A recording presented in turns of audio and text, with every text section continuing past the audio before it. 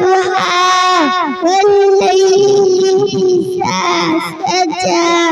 ما ودعك ربك وما قلى وللآخرة خير لك من الأولى ولسوف يعطيك ربك فترضى ألم يجدك يتيما فآوى ووجدك ضالا فهدى ووجدك فأغنى وأما اليتيم فلا تقهر وأما السائل فلا تنهر وأما بنعمة ربك فحدث.